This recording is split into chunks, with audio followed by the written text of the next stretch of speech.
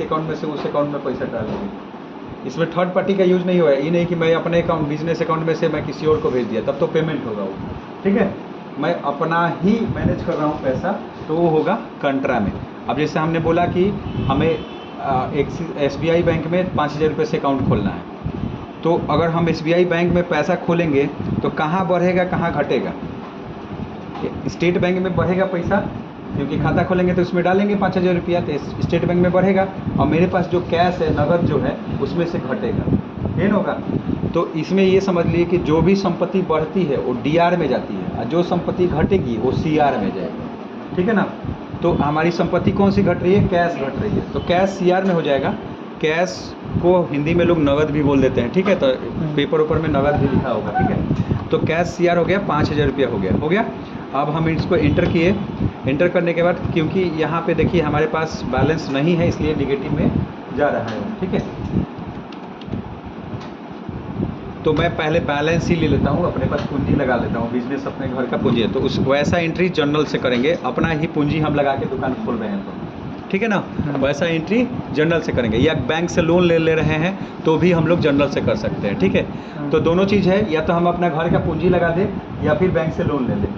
तो मैं पहले पूंजी लगा रहा हूँ, तो पूंजी लगाएंगे तो पापा से हम मान ला पैसा लेंगे 1 लाख रुपया, तो 1 लाख रुपया पापा हम मुझे कैश में दे देंगे या मेरे अकाउंट में दे देंगे, यही ना करेंगे। तो फिलहाल मैं कैश में ले रहा हूँ, ठीक है। तो कैश में देंगे तो कैश बढ़ेगा, मेरे बिजनेस में क्या कैश बढ़ेगा। मेरे मान लो कि मेरे पास 2,000 रुपया है, पापा 1 लाख रुपया दे दिए, तो 1 लाख 2,000 हो जाएगा, तो बढ़ रहा है। तो जो संपत्ति बढ़ती है वो DR में होती है, मैंने बोला ना। तो कैश मेरा बढ़ेगा तो DR में हो गया, और 1 लाख रुपया, ठीक है। अब एंटर करेंगे तो CR में जो संपत्ति घटेगी, तो किसकी संपत्ति घट रही है? पापा की संपत्ति घट रही है, ठीक है। तो पापा कौन है? वो पापा मेरे कैपिटल अकाउंट है, मेरे पूंजी अकाउंट है, वो पूंजी हमको दे रहे हैं लगाने के लिए। तो Alt+C करके मैं यहाँ लिख सकता हूँ कि पापा कैपिटल अकाउंट या ओनली कैपिटल अकाउंट लिख सकता हूँ, ठीक है ना। पूंजी अकाउंट पापा हमारे हम अपना पैसा लगाते हैं तो हमारे आते। अगर हम लोन लेते तो फिर हम अलग चीज़ देते हो, तो हम कैपिटल अकाउंट सीधा बना सकते हैं कि मेरा ये पूंजी का अकाउंट है, जो पूंजी मैंने लगाया है, कैपिटल अकाउंट। और कैपिटल अकाउंट जो होता है वो जाता है कैपिटल अकाउंट में। कहाँ जाता है?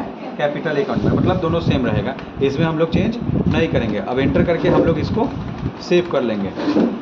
हो गया ना जी। 1 लाख रुपया अब हमारे पास आ चुका है।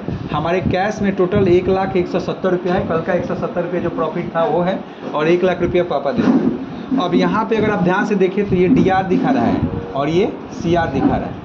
DR मतलब होता है वो हमको दे सकता है, हम उसमें से यूज कर सकते हैं, और CR मतलब क्रेडिटर है, ये हमसे मांगेगा। जो पापा हमारे कैपिटल अकाउंट में दिले बड़ा मंगी क्या हमारे पास, समझ में आ रहा है ना, वो पैसा हमसे मांगेंगे, समझ में आ रहा है ना।